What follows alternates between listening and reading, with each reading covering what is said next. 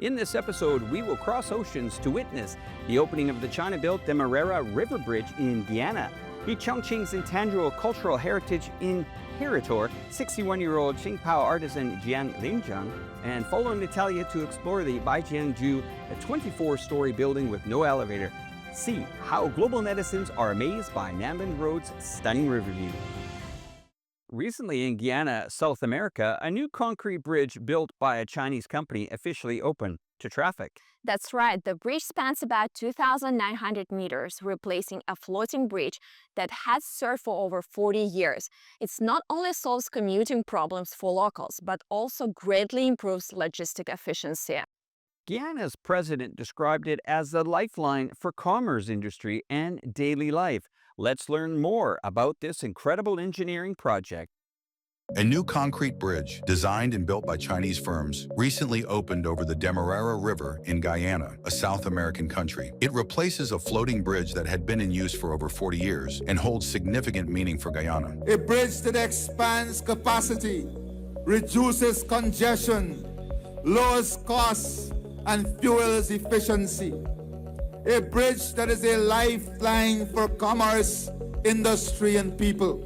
This 2,900-meter bridge is the largest and most technically challenging transportation project in Guyana to date. Designed by TY-Lin China, based in Chongqing, Liangjiang new area, the project reflects China's foreign strategy and supports the firm's overseas expansion. One of the strategies we have in this company is to follow the Belt and Road Initiative. It's a country's strategy. Nowadays, this Demerara Bridge in Guyana it's solely designed by Chinese engineers team. So this is like a great transformation for Chinese infrastructure power. This project marks a great milestone for TY-Lin China for its overseas project success. We think that in the future we are going to do more projects because the success of the Demerara Bridge gives us great confidence. The bridge resolves commuting challenges caused by the old floating bridge for residents and also enhances the logistics infrastructure. I guess it would help us because the traffic on the old bridge is a lot. It's very fast, so I feel like the second bridge would be easier for us to travel, especially when we are driving. For the old bridge, there are only two lanes, which it cannot fulfill the demand of the traffic. And another reason is that because it's a floating bridge, when vessel passes through, the old bridge will not be functional. It's a big challenge for the traffic and for everything, especially for the economy. New bridge is not a floating bridge, it's a fixed bridge. For the carriageway, we have 4 lanes in total. And besides, we have also 2 bicycle ways in total. For the vessel passing beneath, bridge is almost 50 meters high. That's allow a 50,000 DWT Handymax vessel passing beneath the bridge.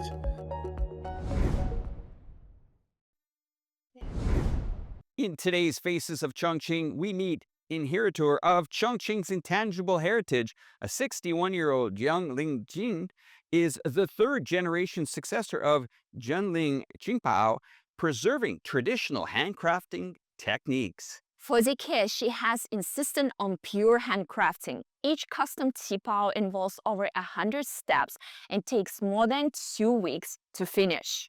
What's special is that she integrates Chongqing's mountain and river scenery into her designs, giving the traditional dress a unique Chongqing style. The 4 major styles of qipao in China: Jing style, Su style, Yue style, Hai style. They have long been deeply rooted in people's hearts. Meanwhile, in Chongqing Yu style, with the heroic spirit and vivacity of Baiyu, culture have developed a unique charm. Jiang Lingjun is the 3rd-generation inheritor of Zhenling qipao. In the early stage of China's reform and opening up, when old and new ideas clashed, Jiang Lingjun was like a spray in the tide of the times, both confused and full of hope about the future. Although she ran a uniform factory, she always kept thinking about handmade qipao. Because back then, hardly anyone wore qipao. Those who did were no more than hostesses or waitstaff in restaurants. I also used uniforms to serve as a transition. Though I sail on the sea and though I feel lost much of the time, yet I still believe that I will see tall buildings that are not mirages. Zhang Lingjun in her youth was quite free-spirited. Defying her family's objections, she traveled to various countries in Europe to explore and seek the shore of her dreams. My parent thought I must have lost my mind. Why would I want to go abroad? I said to them, are we going to be just ordinary tailors for a lifetime? Are we going to be nothing but frogs at the bottom of a well forever? Are we never going to step out and see the world outside? Take good tailors, for example, people like Ichiru, Shimajima, Yves Saint Laurent, and even those in Paris, France, and Italy. All of them are using Chinese elements. Why shouldn't we carry forward Chinese elements even further and further so that they can serve Chinese culture? After returning to China, Zhang Lingjun made a remarkable achievement in the fashion industry, won major industry awards, and gained high recognition from the China National Garment Association. Yet she did not stop there. In her middle age, she had a sudden insight. The Chinese people were more receptive to the traditional values held by their parents. Thus, she took not forgetting one's roots as her guiding principle and sought new breakthroughs. I settled down and calmed my mind again, reflected on what they had said, and practiced the methods they had taught me once more.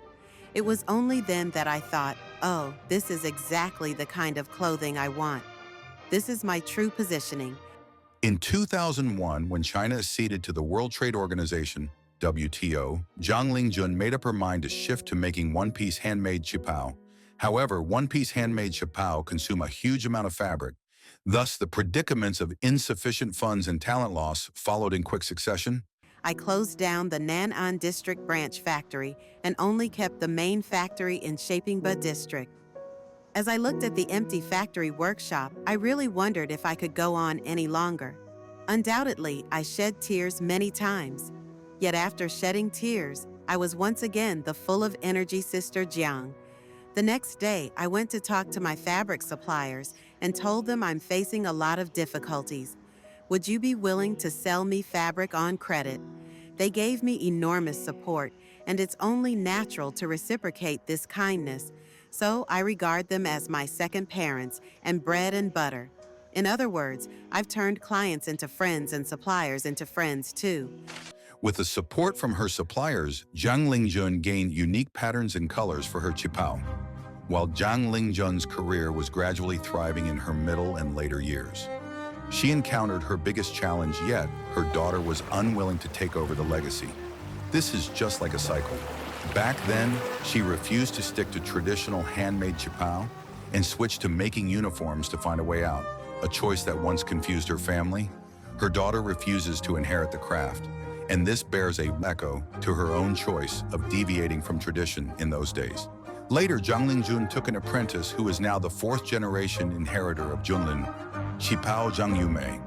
The problem of inheritance was solved effortlessly. Her daughter, who once opposed inheriting the craft, has also become an overseas agent for U-style qipao. What is very reassuring is that she has applied modern high technology or some foreign software to promote qipao culture. She said to me, "Mom, I'm also devoting myself to qipao. Even though I don't sew or cut them with my own hands, I am promoting them all the same. So this really makes me reassured. Women are like the earth, like a mother. She is deeply tolerant and inclusive, embracing the sky, the earth, and herself. I strive to achieve not only the boldness and resolve men display in getting things done, but also the tolerance and inclusiveness that define women." Tradition has never been a static pile of old documents. There must be people like Zhang Lingjun who guard its essence with perseverance. Yet the authentic inheritance must eventually step beyond national borders. Let the frog buttons of qipao and Eastern aesthetics live as a flowing vitality on the world stage.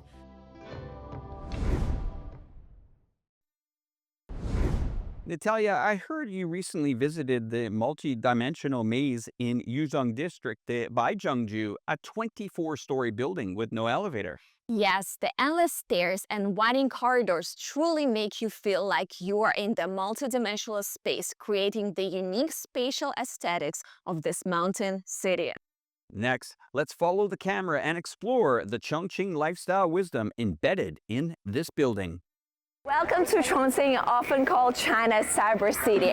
And here in Yuzhou district stands Baixiangju, a building that was once an ordinary residential block, but today has become one of the city's most iconic landmarks. Let's go together to check it out.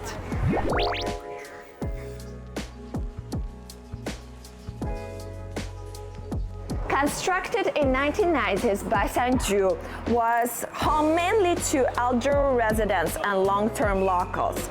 For decades, it was just part of daily life. But after appearing in films like Chongqing Hot Pot and Better Days, the building suddenly went viral online. Now, even on weekdays, visitors are arriving non-stop, and on weekends, the crowds are even heavier. You can literally find anything here: souvenirs, food, some drinks, and most important, power banks, because you're gonna take so much video and pictures, so make sure you'll charge your phone. I didn't go up, but I found really interesting things. We were just walking, and now it's already the 16th floor. I don't know how it works.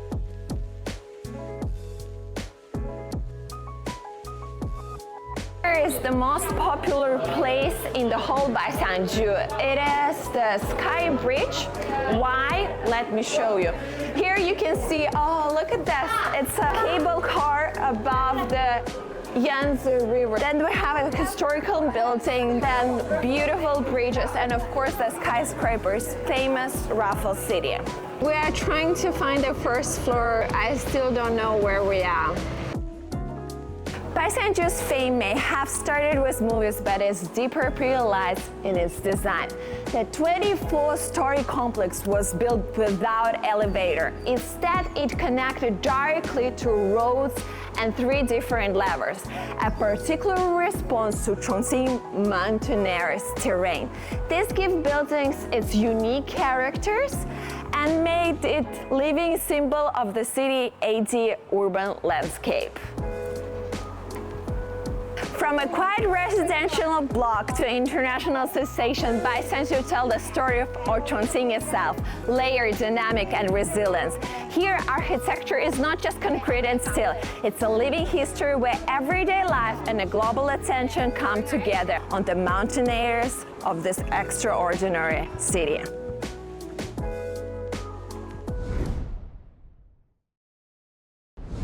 Recently, a video filmed at the barbecue restaurant in Nanbin Road, Haiteng Yanyu Park went viral on TikTok with over 500,000 views. With dazzling lights above and wave-pattern floors below, the neon reflection of Yuzhong Peninsula shimmers across the river. It's breathtakingly beautiful. Many overseas viewers commented, "I want to take my family there. Let's take a look at this stunning nightscape that's captivating the world."